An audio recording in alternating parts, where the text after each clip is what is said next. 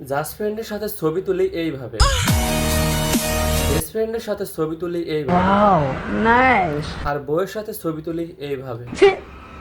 ఎందుకులే నీకు yes పట్టుకొచ్చి আমাদের আলবি ভাই সহধর্মিণী কত বড় একটা ভুল করলে, মানে মানুষের মনে কত রাগ আর ক্ষোভ থাকলে এরকম একটা স্টেপ নেয়। দেখলাম পালস নাই, তখন মানে আই রিয়ালাইজ যে শি ইজ নো মোর।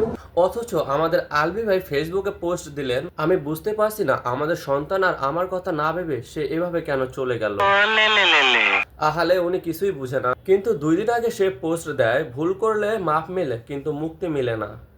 আমার ভুল হয়েছে, ক্ষমা করে দেন। সেই পোস্টে আবার তার প্রায়ত স্ত্রী কমেন্ট করেছিল, ভুল করলে মাফও মিলে না মুক্তিও মিলে না। তার বউ এদিকে স্যাড আর ডিপ্রেসড, আর সে ওইদিকে তার জাস্ট ফ্রেন্ডের বার্থডে সেলিব্রেশনের নেপালের শুটিং।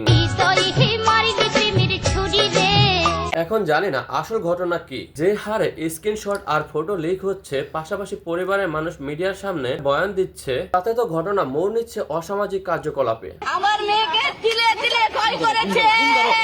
মানুষের হিতাহিত বোধ হারানোর আগে পরিবারের কথা চিন্তা করা উচিত, এবং যারা জামাই এবং বউ থাকা সত্ত্বেও একে অপরের সাথে চিট করে তাদেরকে একসাথে জুতা পিটা করা উচিত।